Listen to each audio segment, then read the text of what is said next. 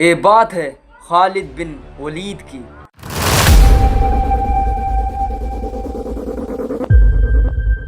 ये बात है जंगे मुता की।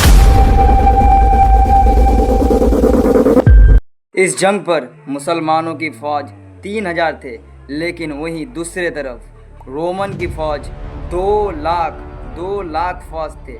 आप अंदाज़ा लगा सकते हैं 2 लाख वर्सेस 3000।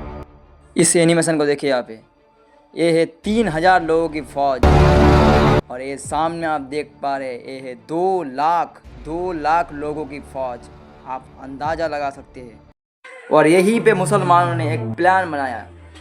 वो इस जगह को छोड़कर पीछे हट गए, मुता के 2 पहाड़ के बीचों बीच चले गए।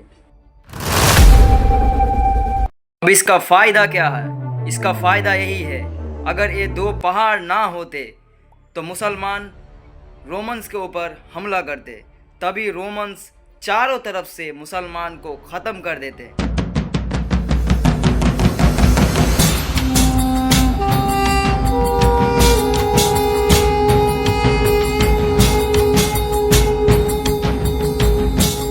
लेकिन वहीं दोनों पहाड़ के वजह से रोमन फ़ौज मुसलमानों पर ज़्यादा स्ट्रेस नहीं डाल सकते हैं।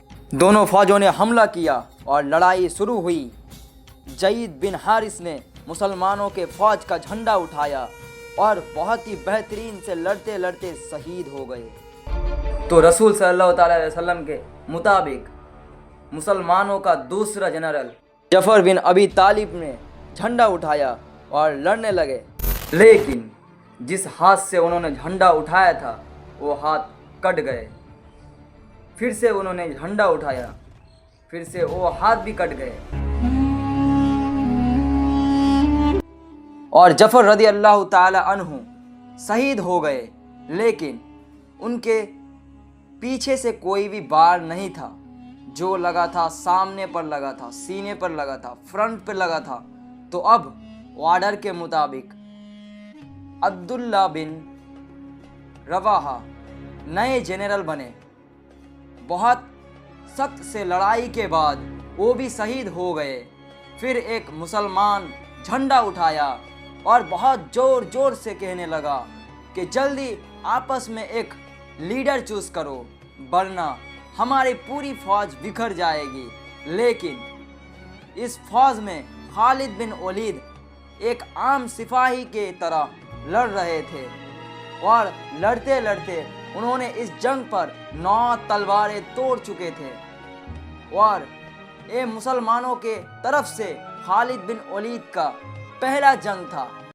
तो सारे मुसलमानों ने नो डाउट, एनी डाउट के साथ क्लियरली जंग के मैदान में खालिद बिन वलीद को अपना लीडर और जनरल चूज़ किया। खालिद बिन वलीद को पता था कि जंग में रोमन को हराना इम्पॉसिबल है, लेकिन अगर वो ये जंग छोड़कर चले गए तो रोमन्स मुसलमानों को कमज़ोर समझकर मदीना पर भी हमला कर सकता है।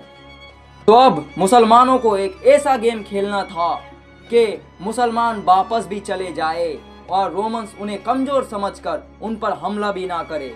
तो इस रात खालिद बिन वलीद ने अपने फ़ौज को रीसफल किया। राइट और राइट साइड के सिपाही को लेफ्ट कर किया और सामने वाले को पीछे और पीछे वाले को सामने पर किया।